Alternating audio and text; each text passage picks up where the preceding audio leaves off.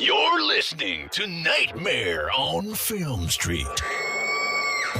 The current time is 6:66. Traffic is clear ahead from here to the afterlife, but it's hell outside. For the next hour, you're on Nightmare time. So, let's give a grave welcome to our hosts, John and Kim. Hello again, fiends, and welcome to Nightmare on Film Street. I'm Kim. I'm John. And today, we are doing the dance of another. We are talking about the Suspiria remake from 2016? 2018. 18.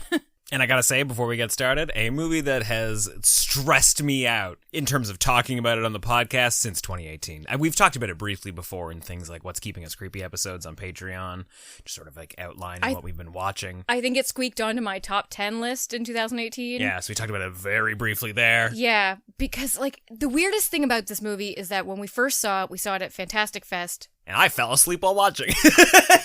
I just didn't vibe with it at all. Yeah. I wrote a not great review, which I think I've since unpublished because I disagree with everything I originally said. Upon watching this movie more and more times, which you really kind of have to do, I like it so much now. Every single time I've watched this movie, I find more things about it that I enjoy. And now I would definitely put it on my list of best remakes of all time. Oh, yeah, no, it truly is one of the best because it's in concert with the original film. It's not 100% a retelling. It is true, like that line that you have already said, that Tilda Swinton delivers in this movie is truly like a thesis statement for the film. And they managed to say it in several different ways throughout the movie. Like when you dance the dance of another, you make yourself in the image of its creator. And there's also really great things. I know we're like doing a lot off the top of the show, but there's a lot of really great things in the movie that kind of embody that in this like fourth wall breaking way. The fact that Jessica Harper is coming in and she's playing a ghost from the past. Yes, and like a new role. But like the fact that she was Susie Bannion in this other iteration of the story, and the fact that, you know, the mothers, the big grand thing that's driving the plot, the fact that this coven has these fated mothers and they're lost in time, and it's almost like there's this cyclical thing within the coven, and the fact that we're in a sequel, it's so many fun layers of time and cycles, and it's just really great how you have those outside of the film things and inside the film things. There's even a moment at the beginning of the movie where, we're lost in the weeds already. Let's reset a little bit. Okay? It's too hard. Okay, yeah, so we're talking about 2018 Suspiria, directed by Luca Guadagnino, a remake of Dario Argento's 1977 Suspiria. Not just a remake of the movie, is also kind of a treatise on remakes in general and like what a remake is. But it's also... It also carries the bones of the original, but it's a different story. Completely. Yeah. In some ways, almost the photo negative of the original Suspiria. It is truly an accomplishment as far as horror remakes go. I still don't think I understand a goddamn thing about this fucking movie. I agree with you on photo negative, though, because like the music is completely like, it's low key, it's melancholy, it's really calm and soothing and quiet versus like original Suspiria, which is very bombastic and loud, and then color-wise, like, this movie is brown. Yes. We've come a far way from the Technicolor spectacle of that witch movie from the 70s. But the best part about it, I'll say, is that you don't have to have seen the Dario Argento Suspiria in order to appreciate it. I think you will have to watch this one 12 times. Yeah. But I mean, fuck, we've probably seen Dario Argento's Suspiria 12 times, and like I'm still kind of piecing that one together. Yeah. They work in a similar sort of dream logic. This movie is very vibe heavy, which I think a modern audience really responds to, maybe more than me. Suspiria is very vibe heavy, though. Yeah, I mean, they all work on emotion, you know? Like, it makes sense while you watch it, but afterward, when you try and talk about it, maybe in front of a microphone, it kind of falls apart. You just can't handle all the feminine energy, John. Yeah, maybe that's it.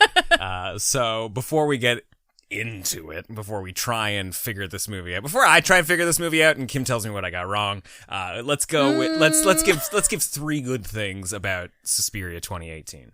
Number 1, let's start real simple. Let's reset. Let's bring some Nightmare on Film Street energy to this very not Nightmare on Film Street kind of movie. Are you going to talk about witches making fun of penises? I mean, that's a good one. I was going to say number 1, Tilda Swinton eating chicken wings. Isn't that always fun? Not the kind of person I ever expect to have even been in the same room as a chicken wing. The weirdest thing is you bring it up, like, whenever we talk about the movie, you're like, why are they eating chicken wings? Yeah.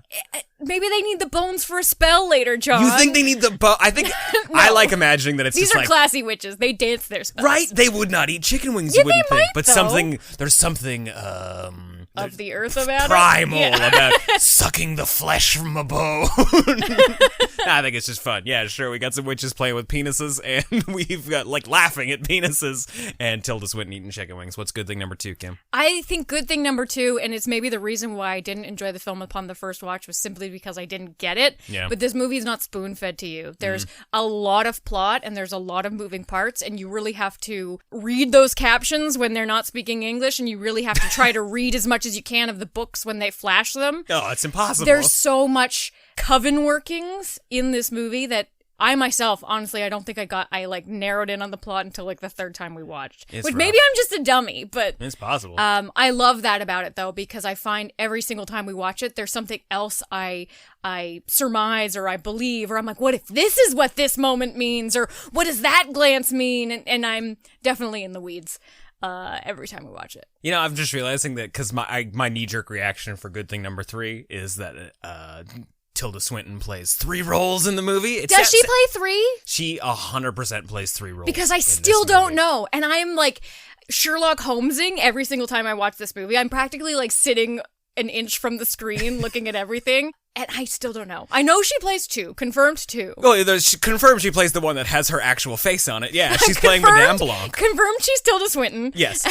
Confirmed she's Klemperer? Dr. Yes. Klemperer? Dr. Josef Klemperer, who, if no one remembers, in 2018, before this movie came out, everyone involved insisted that he was a real person. He was a real professor who just late in life decided to get into acting, including in a fucking interview that I did with the screenwriter and Jessica Harper, where they were like, oh no, he was great to work with. Loved Dr. Klemperer. Well, it's in the credits as well. Like Yeah, Dr. Klemperer as himself. No, it's an actor's name, but it's a fake name. Yeah. The funny thing, though, is if you pause this while you're watching Amazon Prime, they have that X-ray feature where it literally says, Dr. Klemperer, played by Tilda Swinton. You're like, spoiler alert. Well, that not really. It really sounds like Tilda Swinton. She's doing a great job. She's got really good old man gait. Right. And especially when she's like naked in the finale. And you're like, wow, they did a real good prosthetic on that old man belly, like that Too Many Chocolate Pies belly. The whole body is a prosthetic. But yeah, she's definitely wearing a whole suit. Yeah. But she also But you can totally tell that it's Tilda Swinton throughout. Yeah. She does a better job playing an old man than Robert De Niro does playing a younger version of himself. In The Irishman. In The Irishman. But she also plays Mother Markos. Another full body She suit. plays Mother Markos? Yeah, just a completely fucked up, gross looking witch. She's Mother Markos, yeah. Holy shit. I Yeah. probably knew this at one point, but wow. That's great. Interesting move, right? For a movie talking about 3 mothers, we've got Tilda Swinton playing 3 characters. There's a lot of that. This is definitely a movie made for people who want to get a giant clipboard with red yarn and strings trying to figure out the theories of it. You could investigate this movie the way you could investigate a crime. Like or a conspiracy theory. There are just so many pieces and things that lead to here and to there. And have you read about simulacrums? And you're just like, what? And you could fixate too. Like there's stuff about this movie I still don't get that I'm going to ask you about in a bit. But like, honestly, I can guarantee you, I will not have an answer. I for you. need answers, John. And I haven't looked at the internet, and I know that you've done some research for this, at least external research on like the time period. Oh, So don't say that to them. please give me insight. I'm gonna sound like even more of an idiot now. Like he did research and he sounds this dumb? Great. Yeah, well, I mean research. I mean you were looking at it for an hour or two. You're in good hands, everybody. I read about the Red Army faction. I read about societal and cultural uprising in Germany in the late 70s, so I'm prepared to talk about this movie, I guess. Did we do 3 good things, or do we only do 2? I'm lost. We did 3. Okay, good. Let's throw to the trailer so that we can get lost in this. Yeah, let's take a deep breath. You're gonna listen to the trailer. We're gonna get prepped.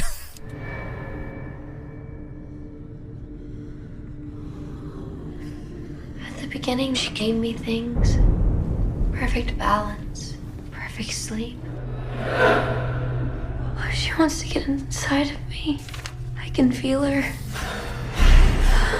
Oh, she can see me.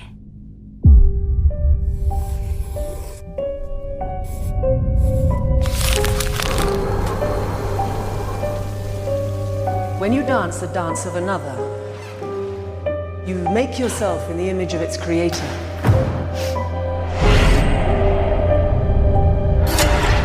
I feel like I'm not even here yet. The dumplig's incredible. 1, 2, 3. The way she transmits her work. You have to decide, what is it you want to be for this company? There's more in that building than what you can see, Doctor. You are living with dangerous people.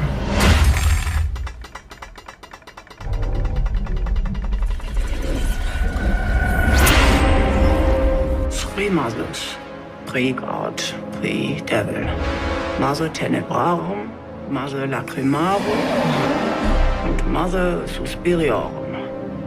Darkness, tears, and sighs.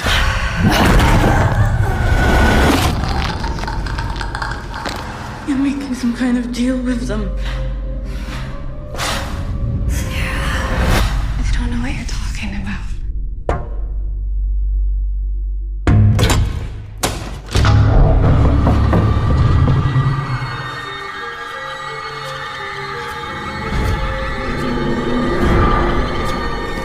It's all a mess. The one out there. The one in here.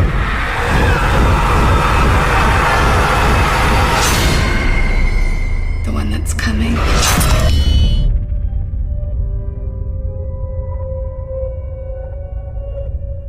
Suspiria is currently sitting at 6.7 out of 10 on IMDb, 66% on Rotten Tomatoes, which is funny because when I remember when this movie came out, it was like a 98%, but I guess the rest of us watched it. I think that's why I disliked it so much when we came out of the theater, because everybody was just like, wow, that was really the best thing ever. And I was like, I don't know what it was about. Yeah. And also a 3.7 out of 5 on Letterboxd. But yes, that first viewing that we saw was truly an experience. Because we're surrounded by like 100, 200 people talking about how it was, oh man, that was like a religious experience seeing that movie. It was like, I don't think it was that fucking good. So like you just sort of like insulate yourself in that opinion. You're like, you know what? No, it was even worse than I remember. I think it was a piece of garbage. And then I gotta interview people who made it. And now a year later, we have the red yarn in the wall, and we're like, but what if? Yeah, what if it was actually casting a spell on us the first time we watched it, and it was intentional that we wouldn't like it? But yeah, we did see it in the theater. We gave it its due. It came, you know, we saw it at a film festival, but when it had its, like, theatrical release, we went to go see it, watched it again, realized how wrong we were. And yeah, every single time now that we watch it, it gets a little bit better every time. We've actually watched it twice now in prep for this episode. Yeah, the first time we watched it, we just were not ready to talk about it, and I needed to do it again. We literally just finished watching it, so it's super fresh in our minds because I couldn't do this movie, you know, like watching it the night before and sleeping on it. There's too much. You're gonna lose it all. It's all gonna evaporate from forget. you. But I wasn't joking when I talk about the movie casting a spell a little bit. I feel that way watching it. That when, like, the same way that I feel watching so many David Lynch movies, that while I'm in it, I understand it. It's like taking mushrooms, right? Like, you're just like, oh, I've got it all figured out. And then I've solved all the world's problems. And then the next day you're like, what? Something about everybody should have fun walls? Like, you write stupid notes for yourself. It just sort of, like, disappears in your hands later on, right? I'll agree with you that I feel that cast a spell thing, but for different reasons. I think mainly the music, the Tom York score. This movie makes me so melancholy. Like, I am in such a funk right now. That's so funny. And like, I'm in a funk through the whole movie. I'm in the funk whenever that song is playing. I'm in a funk when Susie is talking to Klemperer at the end. Is this why you don't like Radiohead? Like, does Radiohead just put you in a funk? Puts me in a funk. Yeah, like, I just can't. Like, okay. It's too much. That's interesting, because I feel I'm like too emotive. I feel like you like bands like Modest Mouse because they put you in a similar but slightly different type of funk. But it's pessimistic optimistic. This is just like pessimistic sad. Okay. Kim likes up-tempo stuff. I like upset. I like up-down, not down-down. It could be as sad as it wants to be, as long as it puts a smile on her face. This movie's definitely a downer. I think the biggest thing that stops people from approaching this movie or liking it, which definitely like was a big red flag for us, at least me, like when we first saw it, is how vibe heavy it is. It is very mood driven, and I'd say 90% of the movies that I watch that are vibes don't tell as strong a story as this one does. What stopped me from appreciating it initially was just how much it seemed to be riding a vibe, and there are too many movies now that rely on vibe a little too much. I don't think they put as much effort into story as something like this does, or a movie like Mulholland Drive or something. Well, and also it's designed just in story-wise that upon first viewing, you are to be confused from the second it starts until the climax scene when they're doing the final spell. You do not know exactly fully what's happening. Yeah, like most of the movies. The characters don't know fully what's happening. Like even the people that you think are leading the charge are completely underestimating the situation they're in. So it isn't upon like third viewing that you're starting to see why people are making the decisions they are. Because Susie, the lead character, the protagonist, she's new to this school. She's come from America. She doesn't have any formal training, but she's amazing, and she's impressing all of the teachers with her abilities, and also the fact that she's come already knowing the lead part for the dance that they're performing because she snuck out to see it a bunch. Like her whole life has been leading her here, and we see clips of that. Like when she's a kid, she's supposed to be learning, her homeschooling. And she's obsessed with Berlin and going to Berlin. Something's pulling her to it, right? It's like her entire life has been leading her to this dance academy, and she doesn't necessarily know why. And nobody can understand why she's so good at what she does, but it all just seems to fit into place. Yes, and everybody's underestimating what's pulling Susie into this dance academy, because everybody understands kind of, once she impresses them, everybody understands that she's important and she's to play an important role in the coven. But I don't think anybody... it's probably... See, now this is in the weeds of the story. Yeah, so I'm currently trying to Google something about weeds I want to get into while you're in your weeds. So, okay.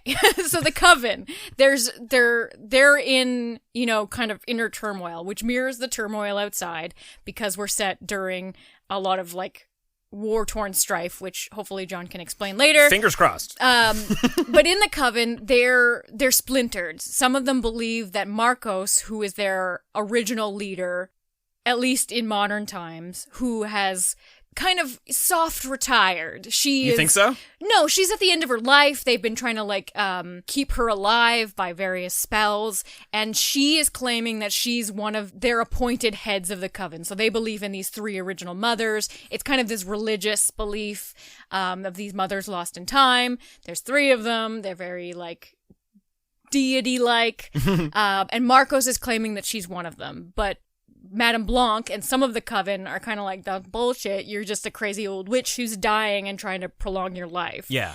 So the coven, when we come in, is doing, I guess, like their annual vote or however. Oh, you think it's annual? I think they do it maybe before each time they're about to do a major thing. At the beginning of the movie, they're trying to ready this girl Patricia to be the host body for this spell that's supposed to prolong Markos's life, and they do another vote in between after Patricia fails, her spell fails, or she is not willing or whatever.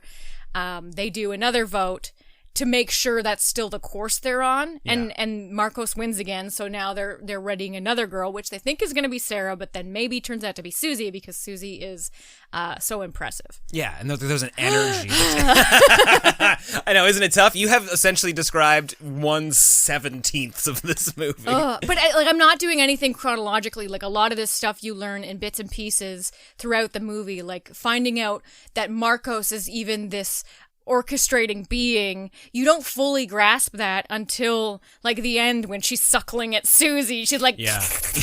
Let me have your body. Yum yum. And maybe it's worth mentioning that this isn't something anybody's ever done. They don't even know if this is necessarily going to work. This is just her trying to get 4 more years as the leader of the witches, Yeah, right? and her body is so grotesque in like the best ways. She's like obese and falling apart, and she's old, and there's like all of these nasty sores and bruising on her, and there's little like arms and like extra body parts hanging off of her because they have clearly been sacrificing and stitching together and essentially like stealing from their coven to keep her alive. Yeah, you think they've been feeding her girls, essentially, I right? for sure think so. Yeah, that's what it looks like. Because they do seem to have the ability to Or at least take- like babies.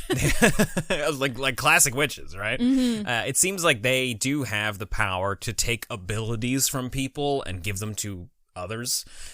Like, for instance, when Susie shows up, she's very promising. There's something special about her, but she doesn't have the technique that some of the other students do, some of the other dancers. She can't jump. So they literally take the ability to jump from another dancer and just like telepathically give it to her. The way they communicate that in the movie is so fun too, because it's basically just like zooming in on a character and a character going like, "What the fuck's happening?" Yeah, and then zooming in on another character, and that other character's like, "Did I just get the ability to jump?" And then that first character has a seizure because of how traumatic that was and how, I don't know, how strenuous it is to have a physical ability telekinetically vampired from you. There are so many furtive glances in this movie, and I'm so obsessed that I'm like, what did that one mean?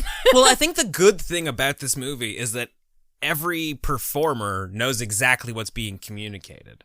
It isn't just a furtive glance to add an air of mystery or suspicion. Like, there is, like, I would expect actual dialogue to have been written for those glances. Like, everybody knows what they're saying to each other without saying it. And sometimes in this movie, also voiceover saying it to each other. Well, so they do communicate telepathically, and I don't think that is communicated it to us until later in the movie. Yeah. So I think there are a lot of moments where the witches are looking at each other and they're talking. Oh, absolutely. And they can also definitely have a sense of see or gauge what's happening elsewhere with the other witches and when spells are being performed. I think it's beyond that. I think these are classic witches where they can literally see through mirrors and through the eyeballs of photographs. Well, that's definitely conveyed in the very beginning of the movie, but it's such an onslaught. Like, they hit the ground running when the movie starts that everything Patricia spews, you're like, wow, this girl's manic. Yeah. But she's right. That's the thing. She's right. You know, she's talking to a psychiatrist who's like, "You're delusional, girl." Like, I don't know what to tell you. I think you've lost it. Then he's definitely like us because he's like, well, maybe. Yeah, possibly. He's great in the movie, Klemperer, because he has an air, like, he's concerned about Patricia as a human being because she is clearly manic. She's been saying crazy things. She's delusional. She's also falling into like the far left, radicalized sort of activism that's happening in Germany at the time. And so beyond just her mental health, he's worried about her just worried that she's essentially making Molotov cocktails and like getting arrested by the police. Like, we're still in Cold War era Germany where we've been split up between East and West Germany. Like, some of it's social or some of it's communist, some of it's democratic, but it's all bad. You know, like, everybody hates everybody because the Nazis are still technically secretly in power.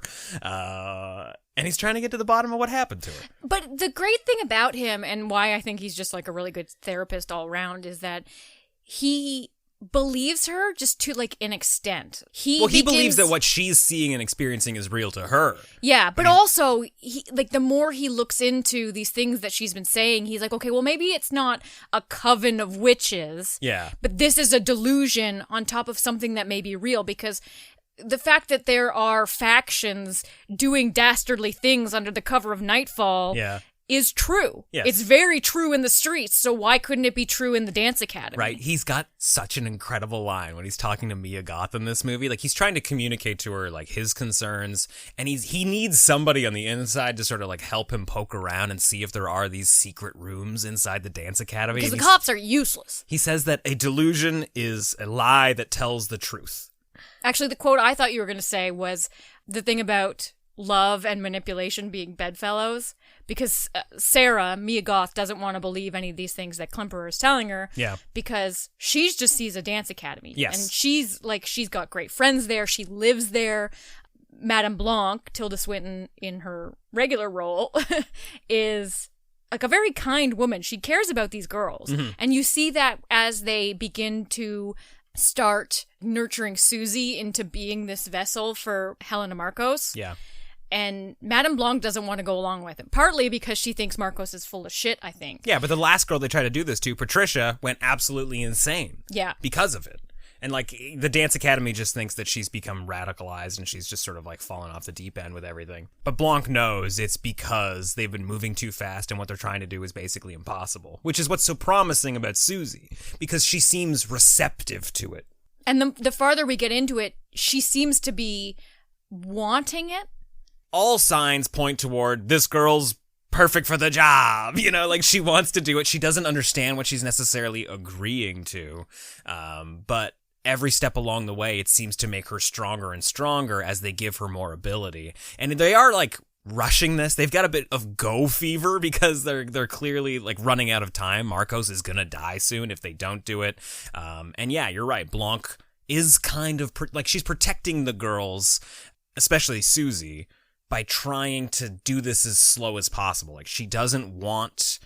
Well, she definitely, like you were saying, doesn't want Markos to succeed, even if she is, right? But two, she doesn't want to put more girls in danger just because Markos says that it's time. Like, and it's great, too. You kind of find out the dynamic of the coven is so split up when Tanner, who is another one of the lead witches, the Dance Academy teachers, she sneaks Markos into a closet underneath one of the rehearsals to kind of feel or see or whatever the new girl Susie. And Markos is all creepy into the floorboards being like, yum yum, this is the one. She's taking her body for a test drive, right? Like, she wants to see if this girl is the one. Yeah, and this is especially a big scene of those furtive glances because everybody's realizing, like, Tilda Swinton's judging Tanner, and Tanner's like, yes, that's right, we did sneak her in. And they're all looking at the floorboards because Markos is down there. It's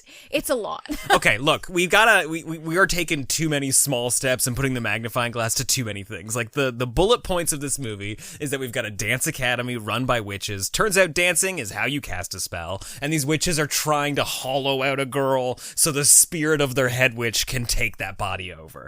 We find out in the end of the movie, I think we could go ahead and skip to this. Let's go. That Susie Bannion is there. She's ready to do it. She's like, take me, I'm yours. But not yours. I'm the vessel for Mother Suspiriorum. You think you're Mother Suspiriorum, but man, this sounds so bullshit when I say it out loud like this.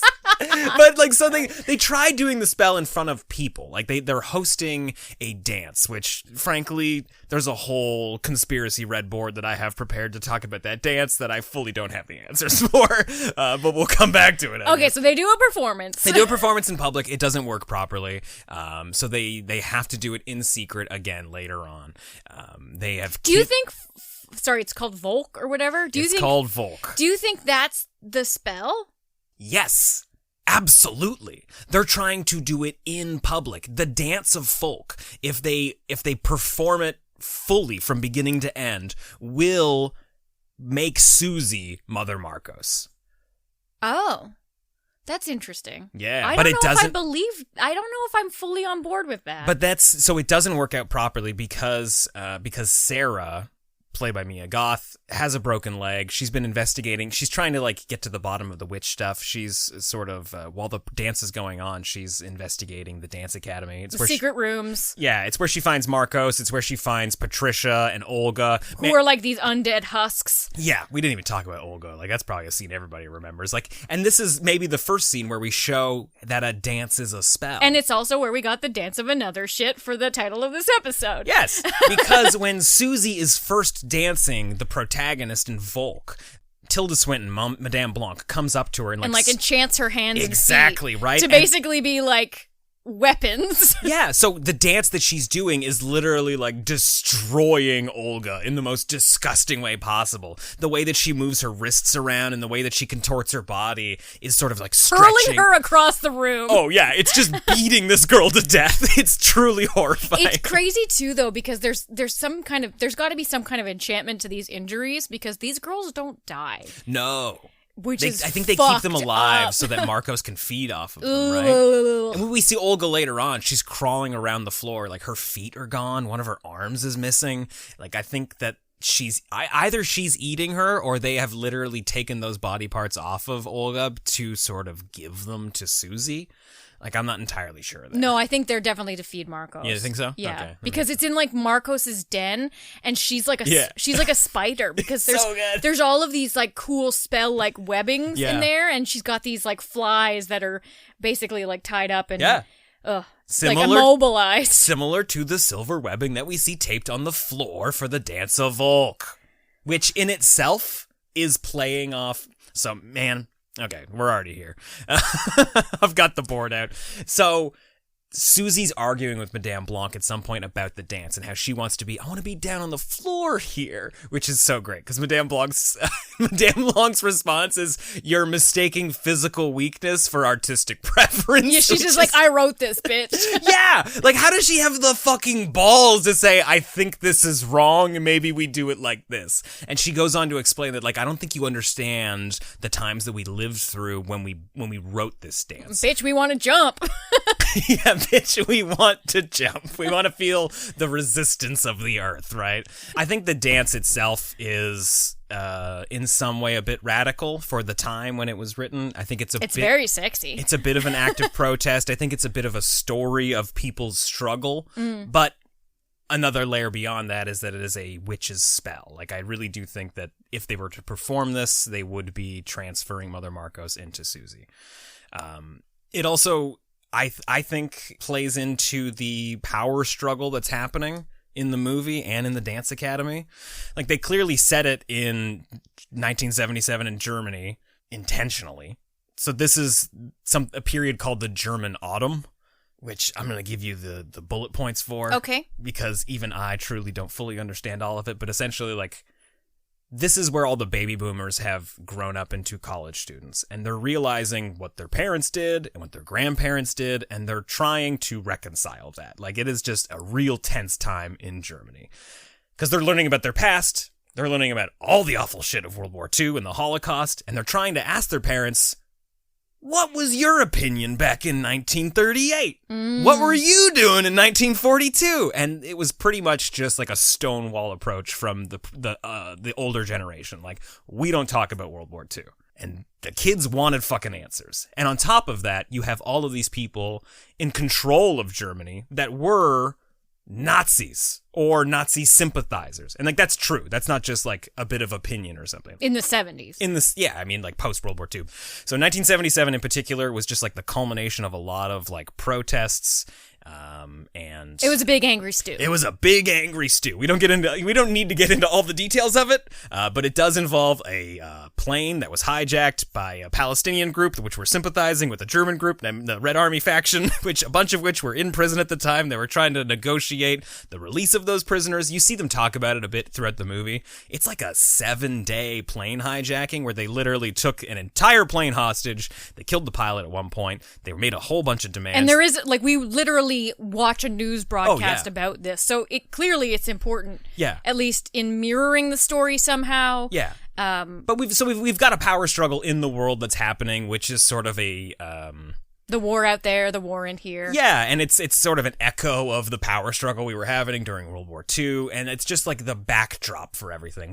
Patricia even says at the beginning of the movie that the witches have basically been dormant since the war, and so now they're trying to sort of regain power themselves. Like, I think them gaining control here in this little dance academy and figuring out their own little power structure is going to help them gain more power in the real world in general. Yeah, and especially too because we learn from Susie just in her offhand, how she's a good dancer, that she's seen them in New York 3 times. So like, they're an acclaimed academy. They're touring with their spells. Yeah. Which means that when they're not infighting, they're probably out there doing witchy shit. Oh, absolutely. All across the board. Now, the dance fails in public because Sarah gets injured. She breaks her leg. I'm going to keep disagreeing with you. I don't think Voke is the spell. I think they literally say in the movie that they weren't able to complete it. Yeah, I agree that they weren't able to complete the dance of Voke, which was probably a different spell. Okay. Because when we go to this finale in like the big tomb that they do it in, there's an still. operatic singer. Yeah. A bunch of the girls are doing these formations on the ground, like the dancer girls are naked. Those are dances that are happening in Volk. But they're not in a star formation. All of the teachers are nude, but they're wearing the hair of the girls that they've been cutting off over these periods of time, and they're all in the exterior of the room. It's a different formation completely, and then there's this like body form that's made a podium for this singer. Like, it doesn't look like the same dance to me. Okay, well, I mean, you could be right. I mean, the dance could be the prep for it, and it was cut short. Maybe that's why the girls are with them down there in the catacombs, like, because they still need to do the prep for it all. But I think... Yeah, because they go out to dinner and they definitely, like, entrance the girls a bit. They're singing songs and the girls are all like, woo! Well, yeah, it's that way so they don't remember anything, Yeah. right? So they do, Madame Blanc talks about wanting to bring back an old practice for this ritual in particular. She wants to bring in a witness, who is Dr. Klemperer. He's there at the public dance. I don't know why. I also don't know why. I feel like of all the theories I have, like, this is one I don't want to worry about just yet. I don't know if it...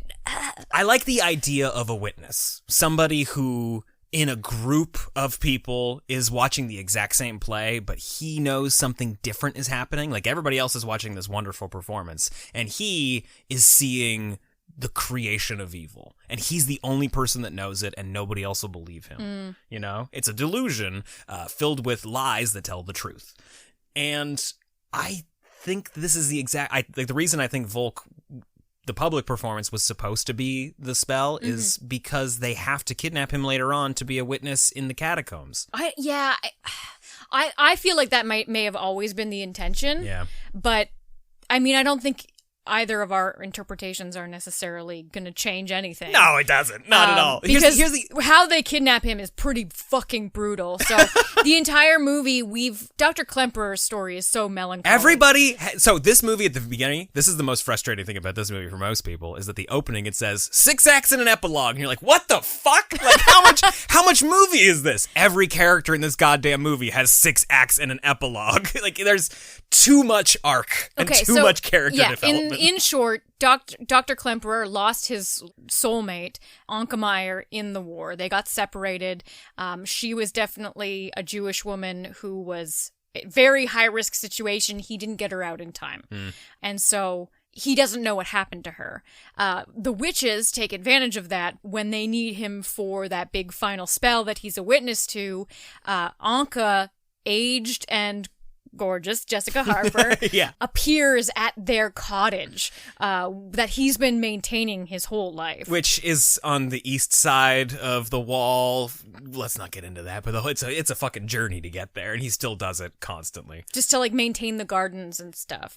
And you know, he's completely enraptured. She tells him that, you know, she thought he was dead. She got away, but she lost her papers, so she had to, like, assume another identity. And she's been living a great life, but she thought he was dead all along. Yeah. But they both thought each other had died in the war. And so after she tells him this, they have this, like, lovely walk through the snow. And they're going on this journey away from the cottage, which we don't really think anything of until we end up right outside the doors of the school. And she has disappeared.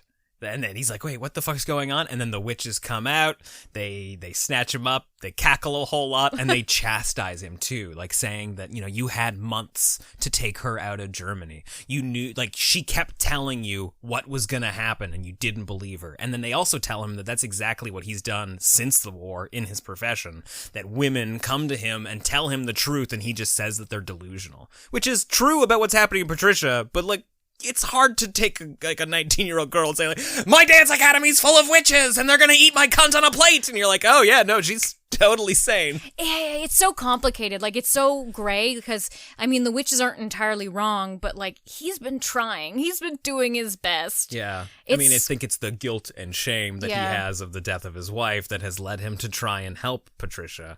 And the most frustrating thing about his character, which I find truly confounding about this movie is at the end when Susie comes to see him, like as Mother Suspiria. That part ruins me every single time. When I talk about this movie being melancholy, this is the crux of it for me. I cry every time we watch it. Well, so she shows up and she tells him not to talk so flippantly about something You're that like, you found. so she tells I'm like, him. this fucking bullshit here. She tells him everything about how his wife died and about how like her last thoughts were of him, and it's hauntingly beautiful and it's heartbreaking.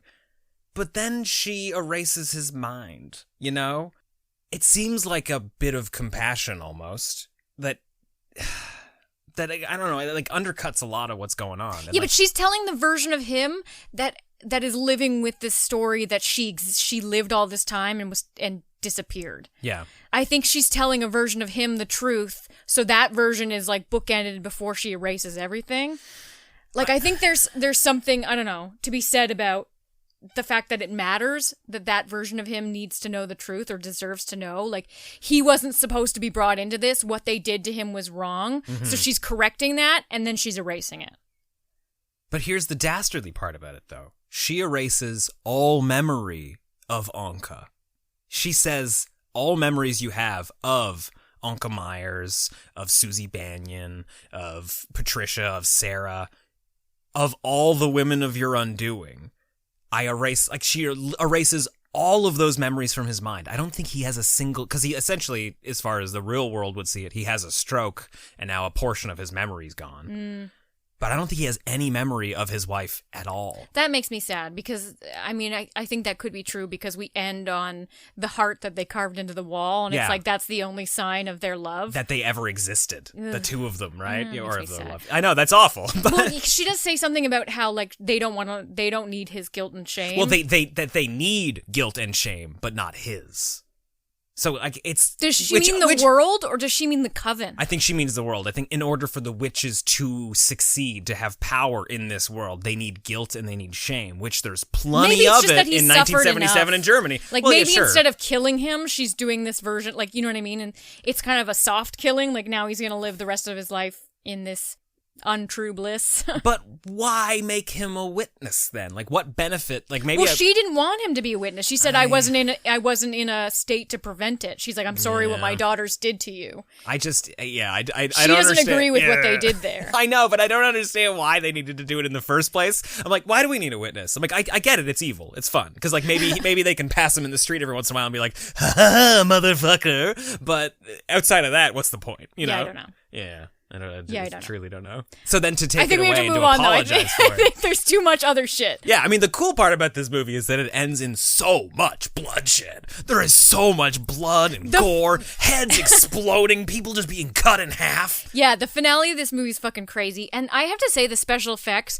like getting out of the weeds of a bit, the special effects in this movie are a choice. They're so gross. And they're very digital in a way. A little bit. Olga's death especially. The contusions on the girls' bodies don't necessarily look real. Mm-hmm. There's like a shininess to all the magic. There's this dancer's form in like a rainbow, like a light occlusion. Yes. That's in the girls' rooms when they're dreaming. That looks like it's dancing folk, maybe. Like, and the dreams are fucking weird. There's a lot of visual choices in this movie that aren't standard, which I think is cool. Like, I don't necessarily love how everything looks in the finale. Like, when how it's a little stuttery. Well, when Susie's finally, like, opening up her chest, like, it's very computer generated looking, but look, it's intentional, I suppose. And yeah, there's stuttery camera and there's blurriness, and especially for how practical Markos and Klemperer are. Maybe it's just because we have Tilda Swinton there, and like it's not going to be believable if we don't coat her in silicone and latex.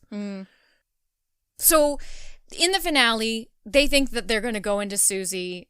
She's becoming a husk in this ceremony, but then this, like, demon appears. Yes. And that's what changes everything. Like, truly horrifying looking demon shows up. Yes. Almost looks like Bagul or whatever his name is from Sinister. Yeah, that's a good comparison, but it's full-out demon. Full-out demon. Like, long, towny fingers, sinewy hair, and evil demon face. All of the witches start screaming, like, the moment that they see this thing, which is great, because this is truly one of their like deities. Like this is Mother Suspiriorum. This is one of the three mothers that's been lost in time that they worship.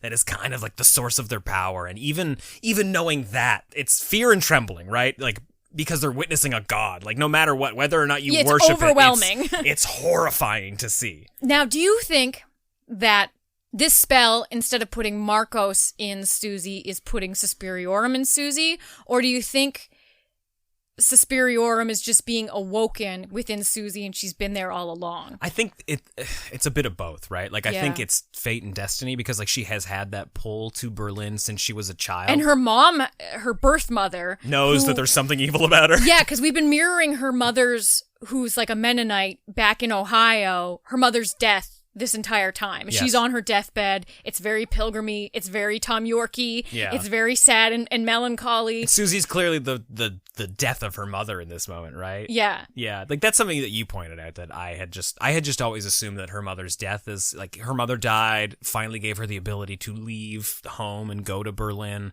But I think you're right. Like I think she is alive throughout this whole movie. I think the thing too is that Susie is a mother. She doesn't have any mothers. So there's kind there's this we sound like crazy No, people. but so I've got other crazy shit that we're not going to have time to Wait, talk about. I only wanted to make this 45. I'm in the middle of my theory. Okay, so I think Susie's a mother. She doesn't have any mothers, and there's these two false mothers who have claimed to be her mother. Markos wants to be her mother, and her birth mother wants to be her mother. They're all nearing death, and they all have these death wheezes. Oh, that's great. Both Markos and her mom in this film are like around her, and she's the only like fresh alive thing. Okay, wow. This is an immaculate conception of witches, is what you're saying. Like she is. That's fucked. She's like the chicken before the egg story. Yeah. And she has to pronounce death to all other mothers, which Markos thinks it's to assume, so Markos can assume her body. But she doesn't realize but I she's think a it's false for her mother ascension. already. Oh, yeah. We sound ludicrous. It's fucking crazy, There's John. also, I know, right? There's also a great little like quilted quote in her mother's farmhouse that says like a mother is the person that can take the place of anyone, but no one can take the place of the mother. Like I'm not doing that quote justice, but that is essentially like a little cross stitch. Yeah, it's almost like the Mennonite version of Eat, Pray, Love, you know. But like there are so many thesis statements in this movie, and that's what I found so frustrating about it the first time around. But it's just too much. I think it was just sensory overload. Oh God, yeah. Yeah, and I was like, I don't know what any of it meant. And then the more I watch it, the more I'm like, oh, but what about this? So, that is true. I'm very glad that we published a negative review of this movie initially, because I truly think that this is the intended course of this movie. I think you should be like, what the fuck? Why do I have to watch this 12 times in order to understand it? Why do I gotta like pull out the history books and learn everything about something that I never knew before I could fully get the meaning of this? But then as you naturally do that over the years and you watch that movie 12 times, you're like, okay, well, this is kind of a brilliant piece of art. I haven't looked up anything about, like the climate of Berlin at this time. Yeah. And I still feel like I have gauged enough of the story to understand like what that is referencing. I do not know what that specific incident that they're talking about, that specific hijacking and like suicide slash assassination mission was. But I feel like I can grasp generally what the mirroring is. Mm-hmm. What I think maybe upon this viewing is that assassination / suicide is somehow telling the story of that one witch who we haven't even touched on, and we're like way over time. Oh, I want to. I want to talk about it for at least 2 minutes, okay? So she commits suicide at one point during, like witchy time, witch talks, when the teachers are away from the students. And one, I don't know who she is in terms of the coven. She doesn't say a word in the movie. And I don't know why she kills herself. Yeah. And I feel like that scene about the hijacking must explain it. So the hijacking, the German autumn and everything, think of that as the end of an era, right? It's like the end of a chapter, especially with the Red Army faction. And, like the end of World War II is the end of an era there. We're approaching the end of another era here, the dawn of another, which is the dawn of the witches. The witches are the ones taking the ascension now. It's the time of the season. Exactly. Griffith, I find fascinating. She is a character that I watch with more intention every time that we sit down to watch this movie. We thought she was Tilda Swinton maybe the first like 4 times we watched it. Because Is it she? almost kind of looks I like don't it's know. not. It's definitely not. I remember looking it up. It's Okay. not. It's not played by Jessica Harper. No, not Jessica Harper. Tilda Oh, Swinton. sorry, Tilda Swinton. My mistake. Yeah, no, it's not. It's not Tilda Swinton. But But still, like Klemperer's got a different name attributed. I don't know, man. So I still don't fully understand her character. But what's your theory? Because I have none. So my theory is that at the end of the movie, when Suspiriorum is going around blowing up witches, they are the people they are Markos's followers. And you asked, who believed in a false mother, because Markos was claiming to be a deity and she was not. Exactly. So she casts them aside. She explodes their heads. You had asked me while watching it whether I thought that they were making that vote in live time, which I did at the moment. But I think we're just seeing the vote from previous. That's what I think. Yeah. So she's just going around killing anybody who was following Who Markos. worshipped Markos like she was a god. Except Tanner. Who takes the place of Griffith at the end of the movie. Oh. She is the witness. Oh, fuck! Yeah, so that's what I think it is. And it's like so you think Griffith like wasn't a witch and she was a witness to like the previous Oh no, I ascension think or she was something? I think she was a witch. But I think she is a little bit removed from the rest of the witches. Like she is sort of viewing it from a different standpoint than everybody else. And I don't know if she's a teacher. We don't see her teach classes or in classes. She's often like in windowsills and up and away, like witnessing everything and being very empathetic about it. She looks like she's experiencing a lot of pain and sorrow constantly. I think what you're describing is shame and guilt. Oh! So I think that's what because and when we see Olga get destroyed, she cries. You're right, she's very empathetic to what's happening. And I think Tanner is taking her place at the end of the movie. Okay, that makes a lot of sense because she looks super haunted at the end when we see her. Just like Griffith is throughout the whole film.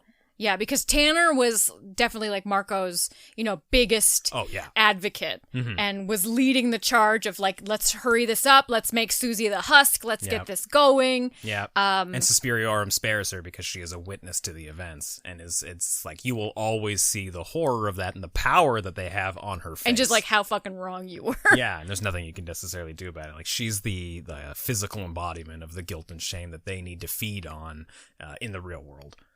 That's good. Yeah. Now I feel like I have an understanding of that way more. But I still don't get the Klemperer stuff and like what we end on in the film. Like I get that this symbol, this heart that they have carved on their cottage house is the only sign of their love and their connection and their history together. But maybe they're saying something too about like that being its own spell. Like, you don't necessarily need to be a witch to cast something in time that lasts. I see. Or that life is comprised of secret histories. And that they're almost a secret history, like a delusion, which is a lie that tells the truth. Like that's what I'm saying. Like there's too much of this movie that is just like circles and circles and circles, and I constantly sound like a crazy person every time we talk about it. But I learn more and more. I appreciate it more and more.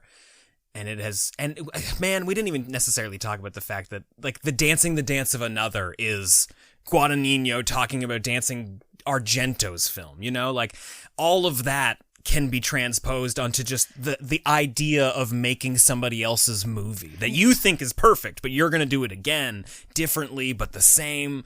That's what I really love about this movie, and what I kind of wanted to end on was that in a rarity, I think watching this movie enhances the viewing of the original Suspiria and vice versa. Yes. And not necessarily because they increase your understanding of the story, but they just increase the interpretation of what each film is. It's crazy. Like I like the original Suspiria more now, having enjoyed this movie. Yeah. And vice versa. Every time I watch one or the other, I'm like, wow, this is great. Like I love how the original Susie, like counted the footsteps, and then we have Sarah doing it in this one. Like that's a nice little homage that even though they're different stories, they're both trying to find the same thing. It's so great. Like I could watch both of those movies back to back constantly, like just like in a loop. And like after watching the 2018 one, all I want to do is watch the 77 one. Yeah, and exactly. Then vice versa. It's nuts. Which is great, though. And as somebody doing a sequel or a reimagining, you're doing it because you love the original and you want to honor it. And, like, what a great way to honor it by making people who watched your movie be like, I want to watch the 77 one. So, and, like, what I would like to end on, which is just, like, another fucking fountain of junk.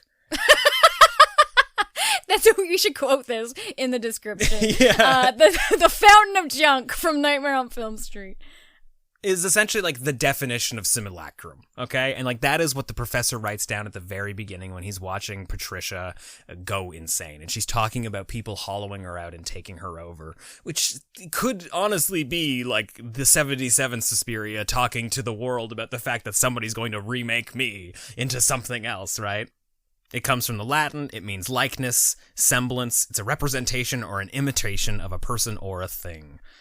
And it seems to be something that philosophers, especially people like Nietzsche, have talked about tons. There's different interpretations on what the word means. In The Twilight of the Gods, he talked about suggesting that by ignoring the reliable input of their senses and resorting to the constructs of language and reason, arrive at a distorted copy of reality. Ooh. So I honestly just look up the Wikipedia page for simulacrum and just start reading, and like it feels like you're really reading a roadmap to how people remake movies, what remakes are. So you're getting into this being a commentary on film and sequels? Yeah, I do think so. Like, I think when I watch Suspiria 2018, it feels like they are Spoiler talking alert, about... John thinks every movie is about filmmaking. I think lots of movies are about every filmmaking. single movie is about, like, an artist's internal struggle. Yeah, and you know what? Every time you come up with your evidence, you're fucking not wrong. But I still think it's fucking crazy. Like, there's fine, you know, every filmmaker has like hubris, and there's got to be DNA of that somewhere, but I don't know, man. Okay, fine. Like, look, all I'll say is that there's like 100 other junky things that I want to talk about this movie. I find it very hard to stop talking about it because, and even if we talked for another 3 hours, like, we're not going to get to the bottom of everything. No, we made like a pact at the beginning of this. We're like 40 minutes and then we're out of there. And here we are, over an hour. Yeah. But what you gonna do, right? There's so much. Yeah, and which is great, because it just means that a whole bunch of people who loved this project devoted a fuck ton of energy to the project over a period of years, and they thought about every single fucking detail, including what Tilda Swinton should be eating when Susie Bannion goes to see her in her goddamn apartment. Chicken wings. I just fucking love the fact that they made this batshit intensive, really obscure movie, and we're like, Amazon original, baby. Yeah. Like, this is one of Amazon's tentpole movies. It's one of Yeah. the first big Amazon originals. Yeah. And like, they really promoted it, and they were really like, yep, this is it. This is the remake of Suspiria. It's a big deal. And it's fucking confusing. Oh, absolutely. And it is not conventional, and it's not just a movie that you could like sit down Friday night and watch and then be like, well, it's 10 p.m. time to go to bed. Forget everything about that. Like, Yeah. afterwards, you're just like, what the fuck? You're like, did I just see a bunch of hair in a toilet and a woman smearing intestines all over her chest? You're like, what about the other two mothers? And what the fuck do those dreams mean? Oh, what a good Why are movie. they using their pee? What a good movie, man. It's very strange. I don't even know how to rate it. Like, it's just one of those ones that What do you think the dreams are? Oof. Well, I mean, some of the dreams are definitely, we can't get into this, but like some of the dreams are definitely like Susie's memories. Some of it are just like messages that the witches are sending to Susie to sort of like prep her and groom her for all of this. I can say this right now, though, that like having interviewed the screenwriter, he and Luca Guadagnino had sort of like done a huge sort of like Bible book of like feminist art that they wanted to use for interpretations for the dreams. Yeah, because they are very like just artsy vignettes. Yeah, they look great though. They do look great. Yeah. I don't know if they mean anything. They're very Tumblr-esque. Who fucking knows? But it's just like it puts an image in your mind and it conveys a mood and a atmosphere. Broken glass. It is. It's a vibe, you know, and Yeah, the dreams are very vibey. yeah. What do you think? Okay. Oh, come on, another question? I'm trying to just get to ratings and get the fuck out. Okay, well, what do you think the rainbow dancing husk thing is in the room, and that leads Susie to the final climax? Like, do you think that's a representation of a spell being actively put on her? Do you think that's a spirit? Like, what do you think it is? I got a real concise answer for this. I don't know. No, I mean, like, it could be fate. It could just be, like, the spell, the pull, the energy of Suspiria. Like, Do you think like maybe it is the sigh? I think, well, that's possible. I think it is just the curious pull that draws you to something. Like, you don't know what it is that brings you, but you're like, I have to follow this. Well, maybe that's the case when it's leading her, but it's in her room at night whenever she's having these spell dreams. I'm going to go back to my original answer and say I don't know. But I will say that you did say a great thing when we were watching the end of the movie where she cuts her fucking chest open and you were asking whether or not she's letting a sigh out or letting a sigh in. I also don't have an answer for that. I think that's a chicken and egg thing. I think that's a Susie Suspiriorum thing. It could be one, could be the other. Just to fucking put a nail in this coffin, I'm going to go ahead and say 3.75 out of 4 and walk the fuck away. Yeah, I'm going to say 4 out of 4, but it's still like, I'm still confused about things. But yeah. Honestly, I've never thought about a movie this much. I know. That's come out in modern times, so congratulations. Yeah, the thing that stops me from like truly loving it is that I don't think I should have to think about movies this much. I think I should be able to just go, woo! You're like, I hate this! It feels like homework! It's good homework, though. That's the problem when you like movies and you like visual storytelling, that you become obsessive like this. Yes. And like you both love it and hate it. You're like, why did I do this to me? And then why did I embarrass myself in public by trying to talk about it? Anyway, that's what we thought of Luca Guadagnino's Suspiria. Hit us up in, I was going to say in the comments here. I don't know where there's no fucking comments on Spotify or Apple Podcasts. Well, there's like a weird question thing on Spotify. Oh yeah, which we definitely check. Yeah. You let us know what you thought of Suspiria and how it compares to the Argento original. And any theories you have. Oh, I want to hear every crazy theory you fucking got. That's exactly what Discord was made for. Hit us up at nofspodcast.com/Discord and chat with us about Suspiria. Yeah, man. Do you feel like... Don't start another question. I was just going to say, do you feel like you learned anything more on this viewing? No. I know, I feel like I could watch it again right now, and we've watched it twice in a week. Yeah. I mean, that's to the film's credit, right? Like, that says a lot.